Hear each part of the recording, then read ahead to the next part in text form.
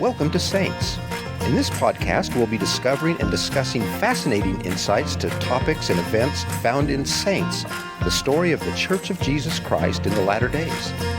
This new 4-volume narrative is a history of the Restoration. You can also read it and all the material we'll be discussing today on LDS.org or on your Gospel Library app. And now, Saints. I'm Ben Godfrey, and today I'm joined with Scott Hales, one of our story editors on the Saints Project. Welcome, Scott. Thank you. Also today with us, we have Angela Hallstrom, who is also a story editor on the Saints Project. Welcome, Angela. Glad to be here. Thank you. And Angela is here from out of town, so we appreciate you for traveling in and taking an opportunity to visit with us today. Our topic today is Chapter 5, All is Lost. Scott, before we dive in, give us a little bit of a recap. Where are we in the story, and where are we going next? So when Chapter 5 begins, Joseph and Emma are in Manchester living with his parents.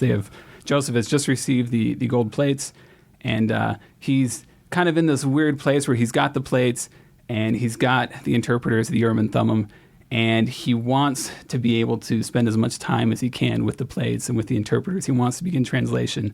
But he's got pretty much two problems. The first problem is that he has no idea how to do this thing. He has no idea how to translate. He's got these cool new devices, but he can't do anything. He's just trying to figure it out. To make matters worse is he is not able to show them to anyone. He's got to keep them hidden all the time, not just because they're sacred, but also because there are a lot of people in town who want to get them. So he's being hounded night and day by people who are trying to find these objects.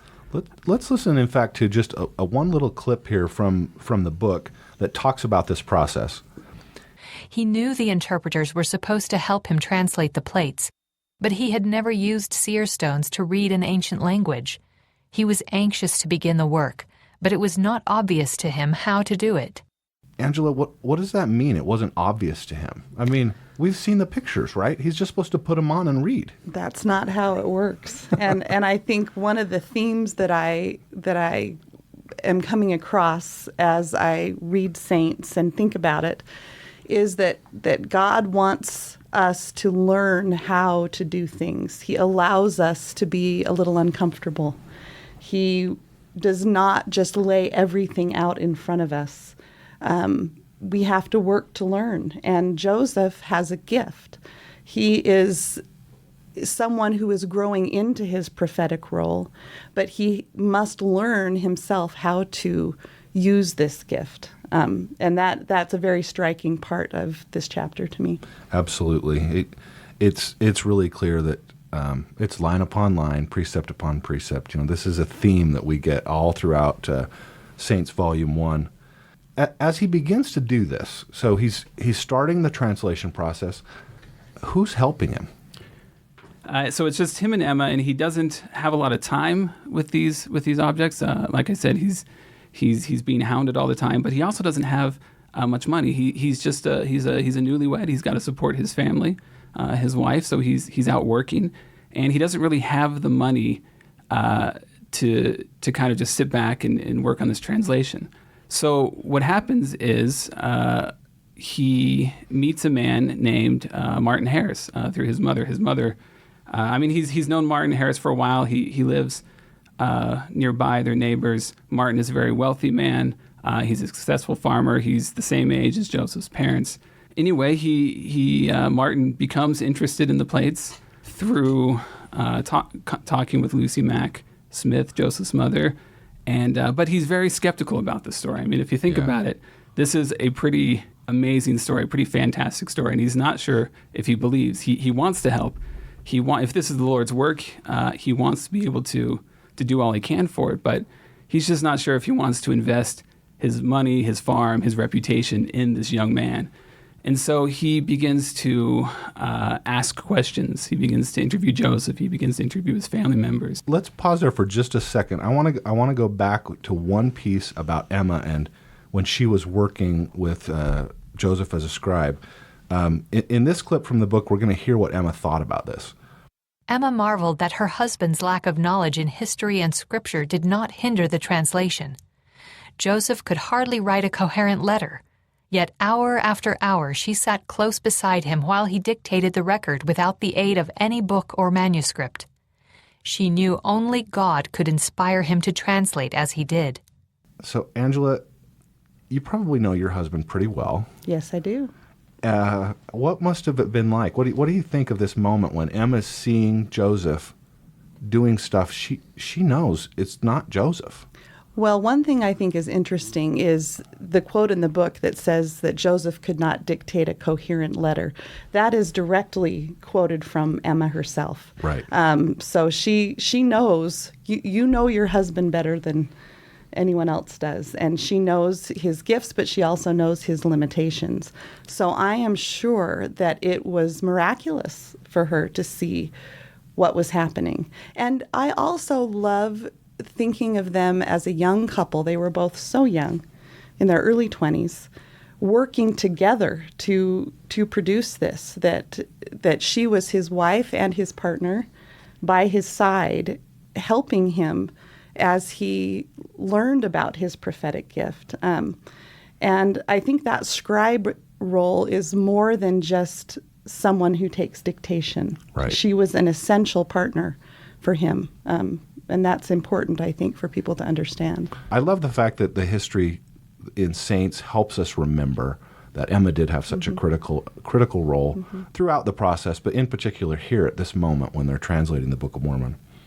Back to Martin Harris. He is a very wealthy, or at least he's an important landowner in the area. He's come to learn a little bit more about it.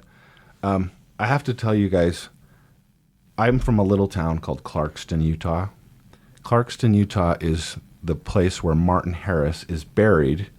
After he came here to Utah, he came there to live with his son. And as a kid, I was in the Clarkston pageant. I've been dying to talk about this for this episode. I was in it for 7 years, at least 10 performances per year. So I have literally acted this story out at least 70 times. You're the expert. Well, I'm the expert at the show, and after we stop recording, I'll sing you some of the songs. No, I think you should do that now. I promise. I promise I won't do that. But, Martin's story is important to me because actually on his deathbed, basically, in the little town of Clarkston, he continued to give his testimony. And my direct line great-great-grandfather was there and received and wrote an affidavit that he had heard Martin's testimony. Mm-hmm. But I'm getting way ahead of the story here. Martin hasn't given his testimony as a witness. Here he is. He's a neighbor. Yes, and I think one of the things that impresses me a lot about Martin Harris is that he wasn't a ready believer. He really needed to find out for himself that this work was true. And he was very skeptical, and we kind of see this throughout his life, is that he always maintained a bit of a healthy skepticism, and he was always searching for confirmation. And what we see here in chapter 5 is that after he's interviewed people, after he's kind of asked questions and looked around, he goes to the Lord and he prays and he asks for some sort of sign, some sort of indication that this is the truth, and he gets it. And as soon as he gets that, he loans Joseph money. He helps him get moved down to Harmony, down to Pennsylvania to live with Emma's parents. And so he does a lot to get the Book of Mormon translation rolling. He solves a lot of Joseph's problems, a lot of his concerns. Yeah. Gets him out of debt, gets him down to where he can peacefully translate. It does feel like he's an all-in kind of guy, right? Yeah, like definitely. After he has the witness, like he's there. Joseph comes into town, and Martin holds up the $50 and says, "I'm giving this to Joseph freely." Yeah. And we're going to learn more about that later, but yeah, and $50. That's a lot of money. Time, it was huge. Yeah. Joseph was able to settle his debts, and off they go to Harmony. Later, as they begin some translation efforts, there are some characters that are copied. Angela, tell us a little bit about this part of the story. Where do these characters come from, and what's Martin interested in doing with them?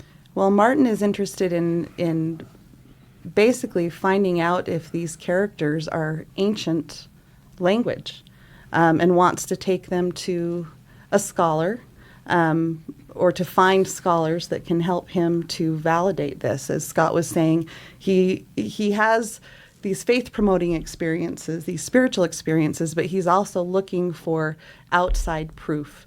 And I also just want to mention that part of the reason he's looking for outside proof is his wife, Lucy. You know, she is very skeptical. And her, even more so than he is. yes, Right. she's extremely skeptical. And so I think that's also a pressure point for him, that he wants to be able to say to his wife, okay, look, I'm really not crazy. This really is real, which kind of leads to other conflicts down the road. But that's an interesting part of the story to me as well. Yeah, later in the story, Lucy even takes Martin to court, right? And, you know, basically says you're being defrauded, and Martin says, no, I'm not. This is called a spoiler, folks. Sorry, I don't want to get Spoiler alert. too far ahead. I think that's chapter 6. But in the Clarkston pageant, we used to refer to Lucy as the woman everyone loves to hate, because she really is a skeptic. I mean, she's tearing up the Smiths' home, going through drawers and under beds, and you know, she wants to see. Mm-hmm. I think some of us would feel that way a little bit. Yeah, wouldn't we? and in her defense, I mean, she is at a point in her life where, you know, her family is stable, financially stable, they're secure, she's got a nice home, there's a nice farm, and here her husband is, you know, on the brink of risking all of this on the testimony of a young man, a 20-year-old, right? Right. And I mean, how many of us would be willing to do what Martin does? I think a lot more of us would be like Lucy and say, hold on here, this is... Right. You know, think about what you're doing here. There are some aspects of the way she behaves that I don't approve of. Granted, Right. yes, she is a But- little intense. I have some sympathy for her. For sure. For sure. She's been married for a long, long time, and probably knows aspects of her husband's personality that makes her want to be able to say, "Hey, listen to me. I want to have some say in this." So At the same time, going through other people's cupboards is a little weird. exactly. That was yes. She has a strong personality. Well, Yeah, and, strong and the personality. book doesn't talk about this too much, but Lucy has a hearing disability, Yeah. which I don't know exactly, but I've always felt that had to play into it. You know, she just can't hear what's going on, and maybe she gets just a little bit paranoid. You know, maybe in part to placate Lucy, but also for himself. Martin decides to take these characters and to visit some scholars. And let's just listen to a little clip here from the book about that visit. Martin showed him more characters, and Anton examined them. He said they contained characters from many ancient languages and gave Martin a certificate verifying their authenticity. He also recommended that he show the characters to another scholar named Samuel Mitchell, who used to teach at Columbia. He is very learned in these ancient languages, Anton said, and I have no doubt he will be able to give you some satisfaction. Who is this Anthon, and what's Martin doing? So Charles Anthon was a young professor of Latin and Greek at Columbia College in New York City, what would be Columbia University today. So he had just published an encyclopedia on ancient languages. He was beginning to gather stories about Native Americans. And so he was interested in this. He was interested in ancient languages, and he seemed like the kind of guy who would be able to authenticate the characters. And so Martin visited him, and as we know from the accounts that have been written, that Martin shows him the characters, and Professor Anthon looks at them, he authenticates them, and just as he writes up a certificate saying basically this is real. And as Martin's leaving, he asks Professor Anthon asks him, where did you come across these characters? Yeah, where did these get come that? from? Mm-hmm. And when he finds out that when he hears the story of Joseph Smith, when he hears the story of the angel, he becomes much more reluctant to authenticate anything. So he actually takes the certificate and tears it up, and invites Martin to bring him the book, and so he can translate it. And Martin says, well, that's impossible. You can't see it. And besides, it's sealed. And at that point is when he says, well, I cannot read a sealed book, which when Martin shared the story later with Joseph, Joseph identified as a fulfillment of the prophecy in Isaiah 29 about a sealed book. which cannot be read. Right. So tell us a little bit more about Professor Anthon. What did he have to say about this at the time or later? Do we know anything? After this occurred, it was written down. This was a story that the early saints shared all the time as a way to prove that the Book of Mormon is true. It was an outside evidence of the truthfulness of the Book of Mormon. So many missionaries used it, and it was shared widespread. And Professor Anthon heard about this and did not like it. He was not willing to be used as kind of a tool for missionaries or as a source for the truthfulness of the Book of Mormon. So, throughout his life, he would share the story about Martin Harris with other people, anybody who asked him, whether it was, people looking to discredit Joseph or just friends or students. He would talk to them, and he would share in some ways the same story, but he made a point always that he never authenticated the characters. He said in his letters, he writes that he looked at them and immediately knew that they were a fraud, and tried to do all he could to persuade Martin Harris not to sell the farm and help Joseph out. He said, "You're basically right. You're being had here," and so he told that story throughout his life. It directly contradicted Martin Harris's account of the story. It contradicts how what we believe happened as Latter-day Saints. And what I think is interesting about this story is that, whatever happened between Martin Harris and Charles Anthon, when Martin Harris went back to Harmony, he was all in. He was fully ready to give his money. Something that happened, whatever happened there, confirmed to him that these characters were real, that the plates were real, that Joseph was real and honest. And so I think that's an important thing to remember. Mm-hmm. And as an academic concerned about his reputation, I can see why, after the fact, he would say some of the things that he said, as a way to say, I am not a part of Joseph Smith and these gold plates. I'm not involved in this. But this is also something that he's recollecting years later. Yeah, what's kind of interesting is in his letters, he characterizes both Martin Harris and Joseph very dismissively. He calls Martin Harris a simple-minded farmer, that sort of thing. And you can tell that he does not want to be associated with this low-class church, these farmers, these simple-minded folk. Mm-hmm. I think it's very much a matter of his reputation. He does not want to come across as being had or having fallen prey to Mormonism or whatever it might be. Just being associated with it. Just being associated with it was not, kind of sullies not his relation. cool to him. Yeah. Moving on with the story a little bit, Martin returns. He mortgages the farm. Most of us, or a lot of folks, will be familiar with that story. He agrees to finance the publishing of the Book of Mormon. But before we can get there, we need a manuscript, and we have a little trouble with Martin and the manuscript. Angela, tell us that a little bit about that story. Well, Martin wants to take the manuscript to show to people. And this is a story that I think many Latter-day Saints are familiar with, that he says to Joseph, "Can I take this?" And it's his only copy. And as a writer, there's a part of me that I just think handing over that manuscript. 116 pages 116 pages is a lot. It's a lot. And to hand that over would be very difficult. And especially when Joseph petitions the Lord and the Lord says no. And then Joseph petitions the Lord again, and the Lord says no again. It's interesting to me that one of the things that the Lord chastises Joseph Smith for after everything transpires is that he is caring more about what others think of him than what the Lord wants him to do. And he's a young man. Martin Harris is an older man who he's trying to accommodate. Yeah. And he's he basically makes, bankrolling his life at this point. Exactly. And so he is making compromises that probably a later Joseph Smith, who is more confident in his prophetic role, would not make. Yeah. But he pushes the Lord and finally gets a reluctant yes, and lets Martin have the pages. I think you made such a good point. We tend to forget that Martin's as old as Joseph's dad, and like Scott said, he's bankrolling his life.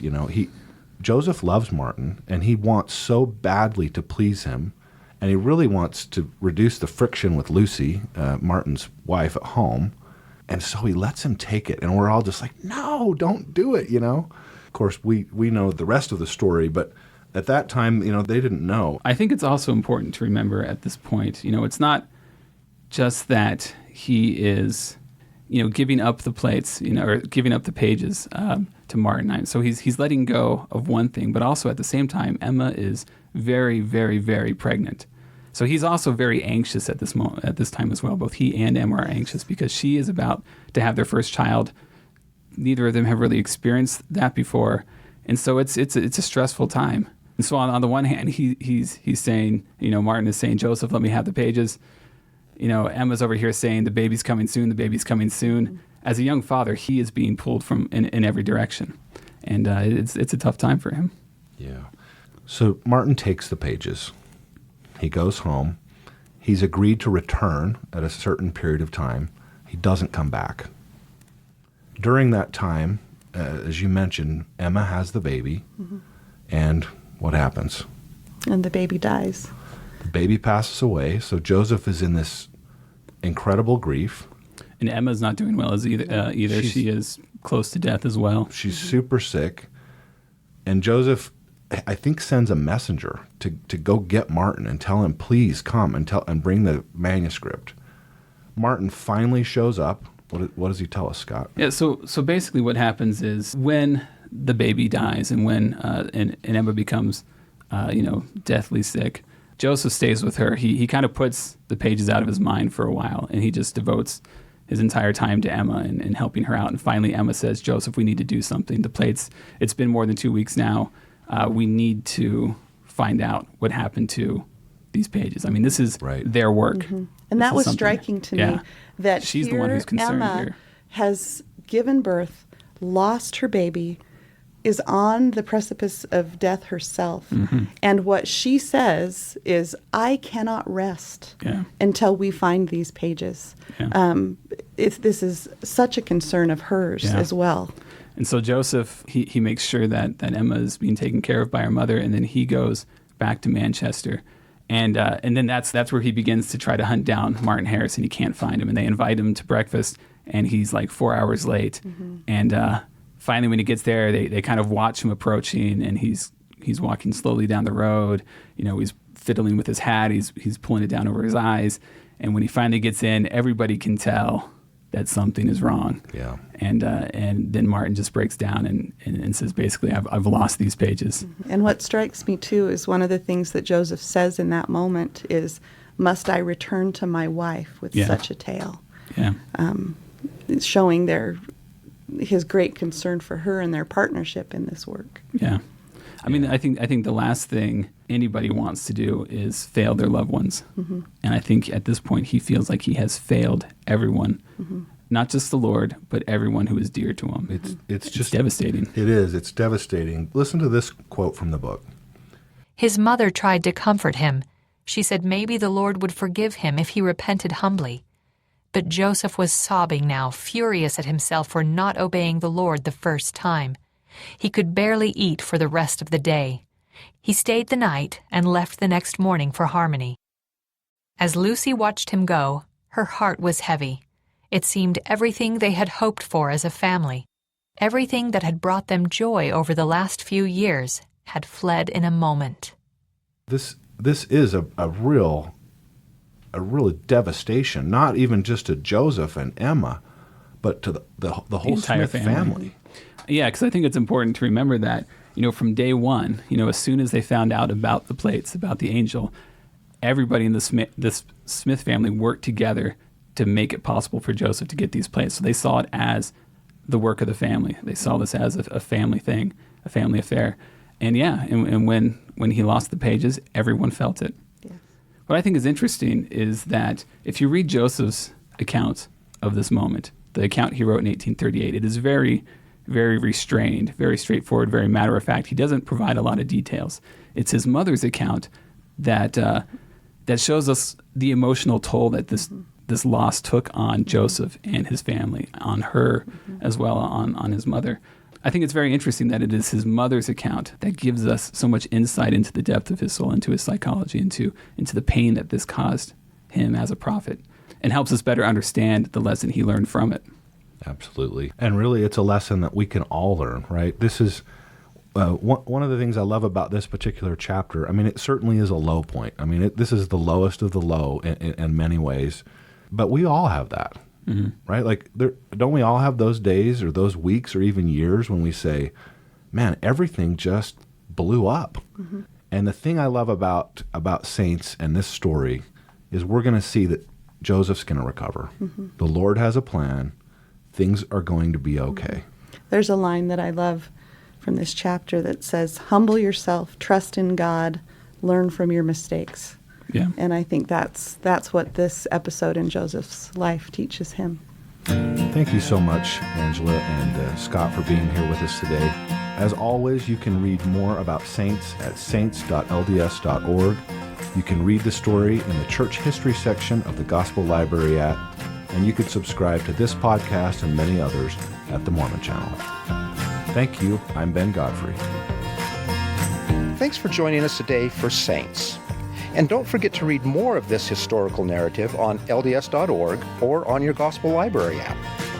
Join us again for our next episode, where we'll once again discover fascinating insights of church history found in Saints, the story of the Church of Jesus Christ in the latter days. See you next time.